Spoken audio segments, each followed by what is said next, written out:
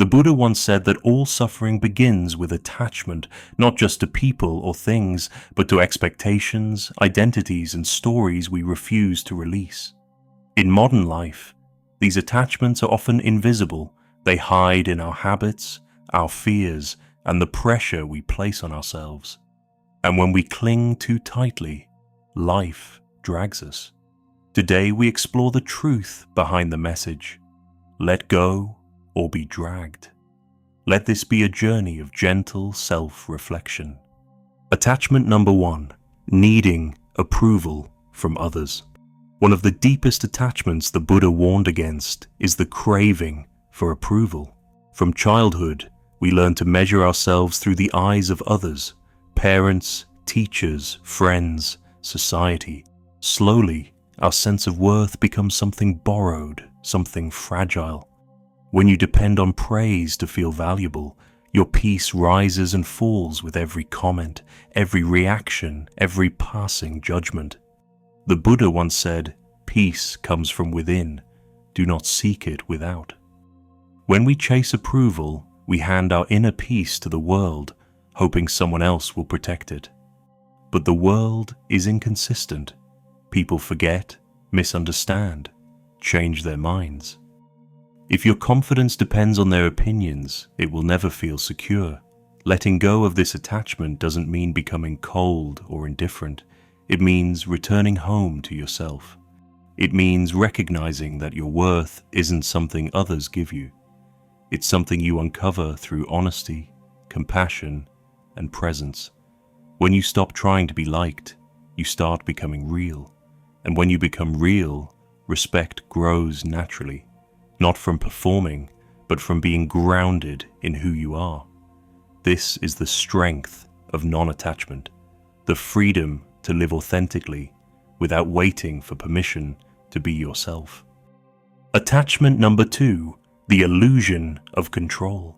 Another attachment that quietly destroys inner peace is the illusion that we can control everything, every outcome, every reaction, every twist in life's path.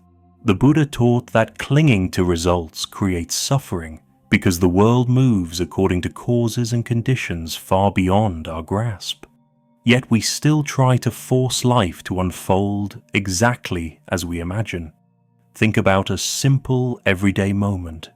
You're rushing to an important appointment. You leave early, plan carefully, do everything right, and then traffic stops. The weather turns, or something unpredictable happens. Suddenly, tension rises. The mind spirals. Why is this happening? It shouldn't be this way.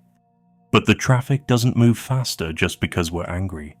Life does not bend to our frustration. This is the essence of the illusion of control, believing that effort guarantees outcomes. The Buddha instead taught the path of wise action. Focus on what you can do, release what you cannot. When you cling to results, you create panic. When you release them, you create space. Letting go doesn't mean giving up. It means acting with clarity rather than desperation. You bring your best effort, your best intention, and then allow life to unfold. In that surrender, peace returns. Attachment number 3, past hurt and old stories. Of all the attachments that weigh on the heart, the past is often the heaviest. Old wounds, old disappointments, old identities. We drag them into the present as if they are still happening.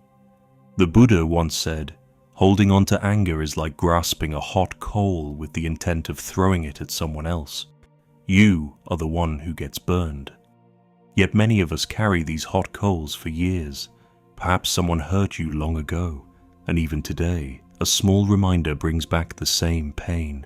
Or maybe you hold on to a story about yourself. I always fail. I'm not good enough. People always leave. And this story shapes how you walk through the world.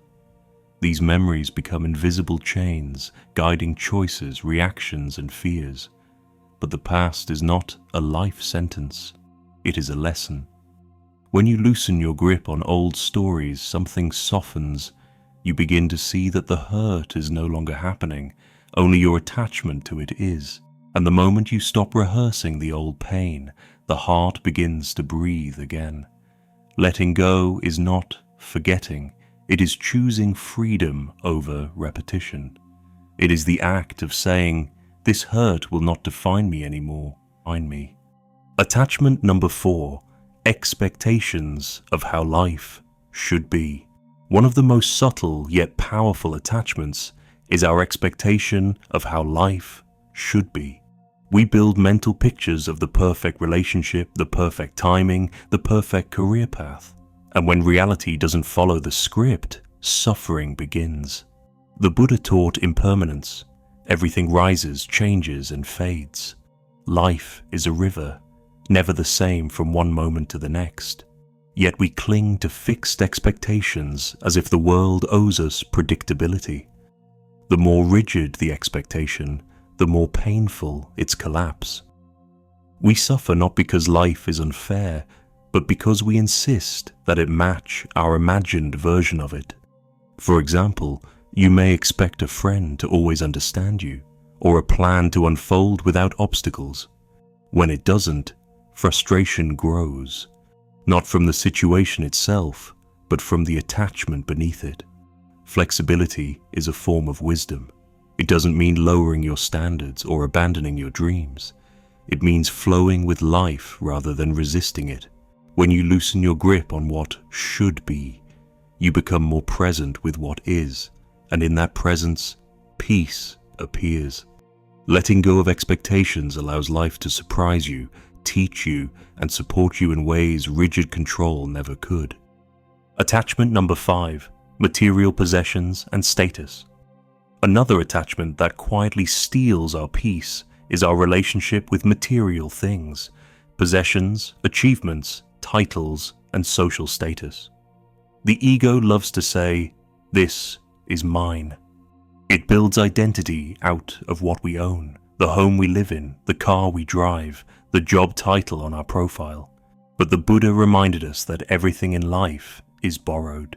We enter the world empty-handed, and we leave the same way. Nothing truly belongs to us, not even the body we temporarily inhabit. When we cling to possessions, we fear losing them. When we cling to status, we fear not being seen. The more tightly we hold, the more fragile we become. A single change, an economic shift, a lost item, a rejection, can shake our entire sense of self. But freedom begins when we reverse the relationship. We use things without letting them use us. We enjoy what we have without making it our identity. A simple bowl, a simple home, a simple life can be full of peace when the heart is not chained to ownership. Letting go doesn't mean rejecting the material world. It means walking through it lightly, knowing that true security comes not from what you hold in your hands, but from what you hold in your heart. Attachment number 6, attachment to people. The final attachment is often the most painful to confront, our attachment to people. Loving someone is natural, but clinging to them is where suffering begins. There is a quiet difference between caring and grasping. Caring says, "I wish you well." Grasping says, "You must stay exactly as I want you to be." One brings warmth, the other brings fear. The Buddha taught that all beings are passing through, friends, partners, family, even ourselves. Nothing in this world is guaranteed to remain unchanged. When we cling to someone, we don't just fear losing them, we also lose ourselves in the fear. Love becomes tight, anxious, demanding. But detachment does not weaken love, it purifies it. Detachment says, "I appreciate you, but I do not own you. I walk beside you, but I do not hold you hostage." This spaciousness allows relationships to breathe. People feel safer, not smothered.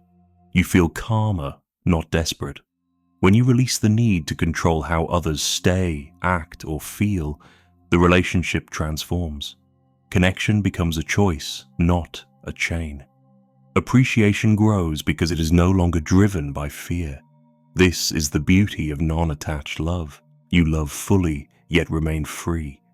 These 6 attachments, approval, control, the past, expectations, possessions, and people, quietly pull us away from peace.